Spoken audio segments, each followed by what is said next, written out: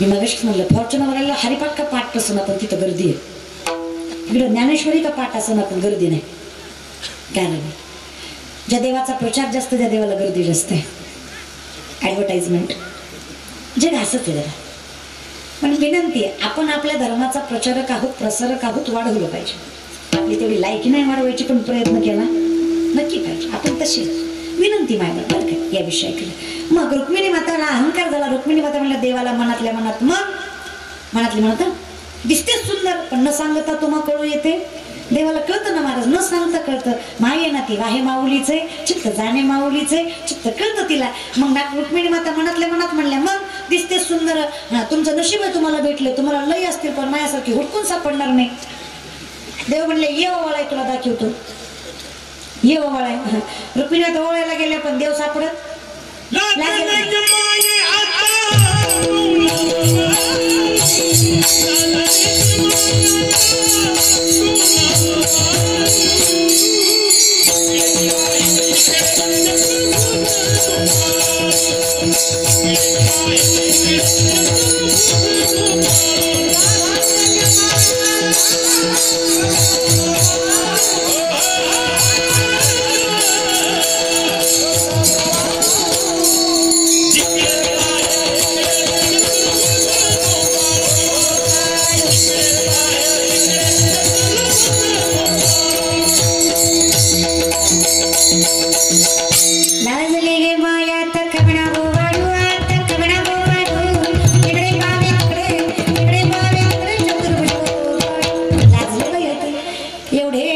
ते सगळे माझ्याच नवऱ्यासारखे दिसतात, यातला माझा नवरा कुठला. मी तर म्हणलं होतं मी लय हुडकून सापडली नसते, आता देवच ओळखू ना. अहंकार वाढत.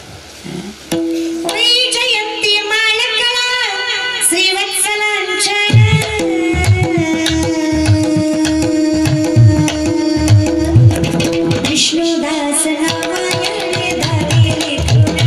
विष्णुदास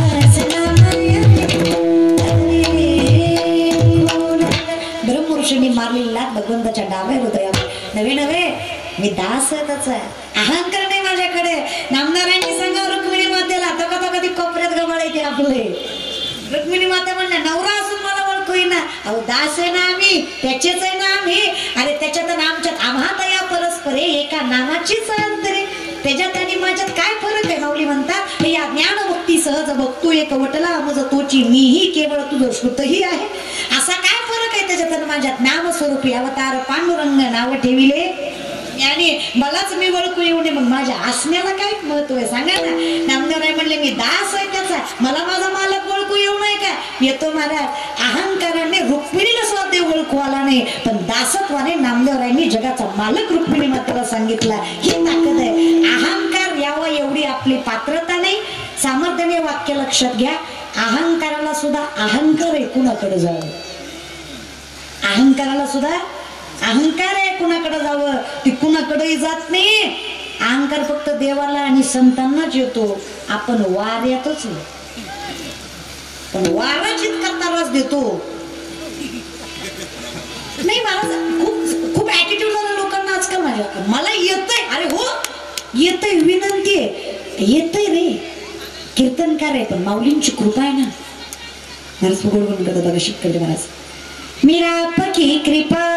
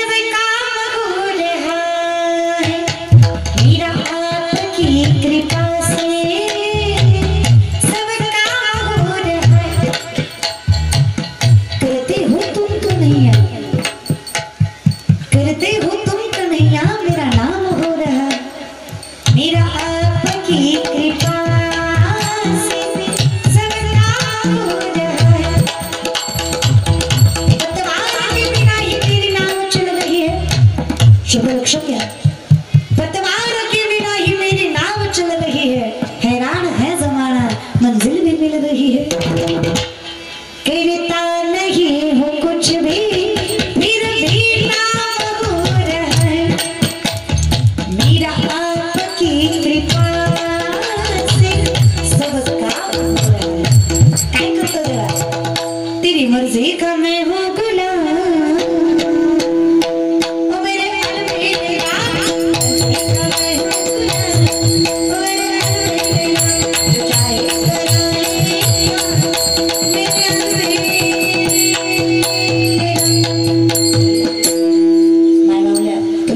बसून भजन करताना खूप आहे ग.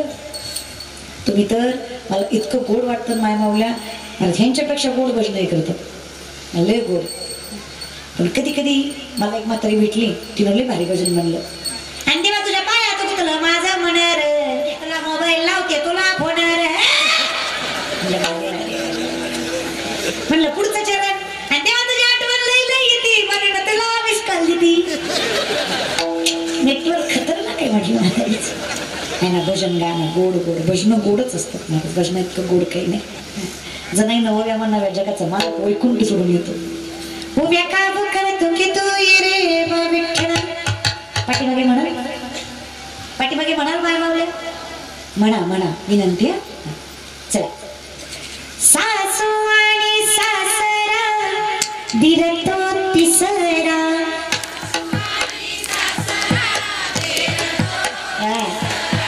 पाठीमागच्या राहिलेल्या माय मावल्या तुमचा काय प्रॉब्लेम झाला. अरे आयुष्यभर किती भांडती ग, मोका धरून भांडती. नवरा ताटावर बसला की सुरू म्हणतो तांबे बी तुला ताट बी तुला, चाललो मी तांबडा पांढरा धाब्यावर. नका रे अवघड आहे तुमचं, लय अवघड आहे. तुम्ही लय गुणाचे असं मला म्हणायचं नाही. काय लागतं कीर्तन सुटत आलंय, विनंती आहे, काय लागतं रे. दोन शब्द बायकोला गोड प्रेमानं बोलायचे. तुम्हाला बी भलता अहंकार आहे दादा, कधीच प्रेमानं बोलत नाही. म्हणजे बाकी सगळ्याला गोड बोलतं, पण तुझ्या समोर काय तुमचं काय अवघड आहे बाबा. अख्ख्या जगाला गोड बोलतं रे. शेजारची बाई आली तरी गोड बोलतं, पण हिच्या समोरच गोड बोलत काय झालं बरं. अख्ख्या जगाला तुम्हालाच पडतं जमतं म्हणजे. आणि आयुष्यभर तिनं सांभाळले रे. आणि लेक काय म्हणून सांगते बाबा, बहिणी म्हणून सांगते दादा, विनंती माझी. अरे बायको मिली ना त्याचा संसार जाऊन बघा.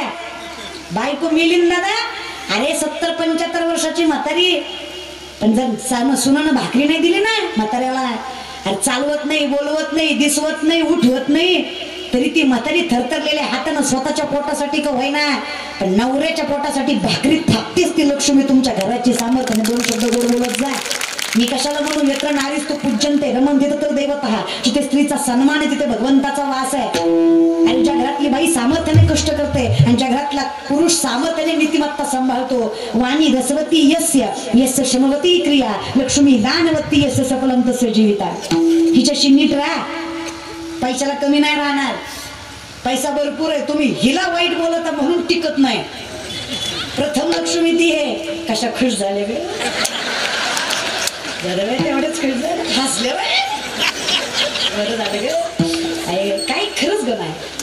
लेख म्हणून सांगते खूप ताकद आहे, खूप. लक्ष्मणाला शक्ती लागली. लक्ष्मण भिका पाटलाचा लक्ष्मणाला शक्ती लागली. द्रोणागिरी पर्वतावर संजीवनी बुटी आणायला पाठवलं. कुणाला? मारुतीरायाला पाठवलं ना संजीवनी बुटी आणायला. बघा भक्त कोणाला म्हणावं. राम ज्यांच्याशिवाय अपूर्ण आहे, ज्यांच्यामुळे रामाला पूर्णत्व आहे, त्यांचं नाव बजरंग बली आहे. भक्ती त्यांच्याकडनं शिकावी. काय भक्तीच्या त्या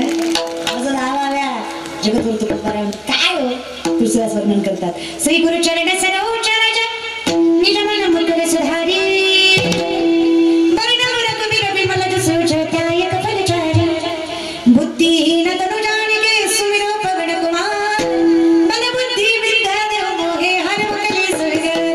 जय हनुमान ज्ञान गुण सागर जय कपीस तिरु लोक उजागर राम दूत अतुलित बल धाम अन्य पुत्र पवन नाम महावीर विक्रम बजरंगी कुमति निवार सुमति के संगी कंचन वरण विराज सुबेसा कानन कुंडल कुंज धरसा हाथ वज्र ध्वजा विराजे कांधे मूंज जटायु साई शंकर सुर केसरी नंदन तेज प्रताप महाजगवंदन विद्यावान गुणी अति चातुर राम काज करिबेको महत प्रभु चरित सुनिबेको रसिया राम लक्ष्मण सीता रमण बसिया सूक्ष्म रूप धरि सिंह दिखावा विकट रूप धरि लंक जरावा भीम रूप धरि असुर संहारे रामचंद्र के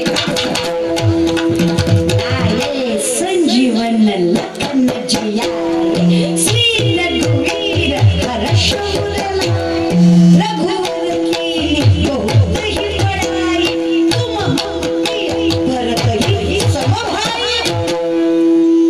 ताकद आहे बघा. मारुतीरायाला म्हणले तू लक्ष्मण भरत माझ्यासाठी सारखेच फरक आणि आपण कामापुरतच घ्यायचं महाराज. लागली संजीवन लखन. लंकेकडे जात असताना लंकेकडे यज्ञेश नाव होतं रावणाच्या वैद्याचं. आणि त्यावेळेस ताकद लखला सुषेण नाव होतं. त्यावेळेस त्याला आणायचं होतं पण महाराज मारुतीराय म्हणले तुम्ही रावणाचे. ते म्हणला येणार नाही. ते म्हणला तू काय तुझं घरी. रावणानं त्याला सांगितलं होतं जायचं नाही. मारुतीरायानं त्याला उचललं नाही त्याच्या घराला उचललं आणि बोलिवला. द्रोणागिरी संजीवनी बुटी आणली नाही पर्वत उचलला नादच कोला महाराज. भक्त असा तर असा त्यो यांना घर उचललं बुटी सापडली नाही पर्वत. आता मी स्त्रीचं महात्म्य सांगते महाराज बरं काही सामर्थ्य लक्षात घ्या. मग जात असताना मध्ये लंका लागली. लंकेकडे जात असताना मध्ये अयोध्या लागली. महाराज भरतांनी पाहिलं असं काय तुझ्या सावलीने अख्ख्या अयोध्या वापली. भरतांनी बाण मारला. मारुतीराया कुठल्याच बाणाला उत्तर देणार नाही पण बाणावर राम राम लिहिलं होतं. जर माझ्या स्वामीचं नाव आहे तुम्ही बाण स्वीकारलं पाहिजे. अर्थात असं लिहिलं होतं. खाली उतरले कुणी मारला बाण रामबंधू भरत आहे. आपण रामदास मारुती कुठे चालले. द्रोणागिरी पर्वत घेऊन संजीवनी बुटी मला सापडली नाहीये. लंकेकडे जायचंय. सूर्योदयापर्यंत नाही पोचलो जीव जाईल भरतांचा. सांगा कधी झालं काय झालं कसं झालं. वेळ नाहीये मला जाऊ द्या. तिकडून उर्मिला आल्या. उर्मिला कानेटकर मातोडकर. उर्मिला लक्ष्मणांची पत्नी आहे. पातिव्रत्य सांभाळणारी आहे. सांगितलंय मारुतीराया भाऊजींच्या प्रत्येक प्रश्नाचं उत्तर द्या घाई करू नका. तुम्ही पोचायच्या आधी सूर्य उगवणार नाही ही जबाबदारी माझी. कारण नवऱ्याचा जीव पत्नीच्या अधिकाराशिवाय घेऊन जाऊ शकत नाही का. मारुतीराया सूर्योदयाच्या आधी पोचले नाही. मारुतीराया पोचेपर्यंत सूर्य तुका म्हणे पतिव्रता तिची इतकी ताकद आहे माय तुमच्यात. फक्त नवरा लक्ष्मण लागतो. तुम्ही उर्मिला लागत आहे की नाही. नवरा नामदेवराय असल्यावर बायको राजायला व्हायला असं काही वेळ लागतो. नवरा तुकोबा असल्यावर बायकोची जाऊ आवली व्हायला असं काही वेळ लागतो महाराज आहे की नाही.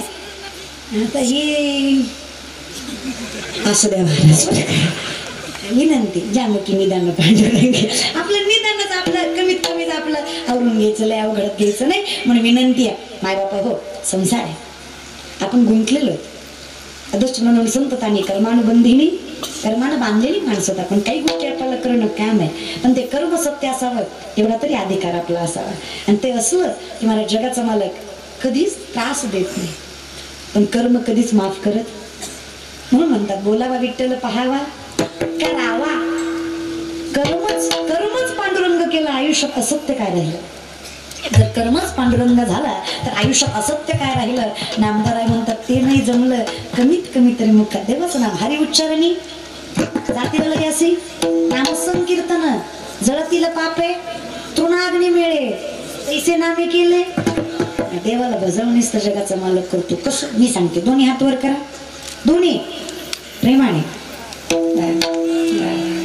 जगाच्या मालकाला ज्याने हात दिले त्याने करा. विठ्ठलाचं नाम घ्यायचं देवाचं नाव घ्यायचं आयुष्य सुखाचं घालवायचं विनंती घेतले.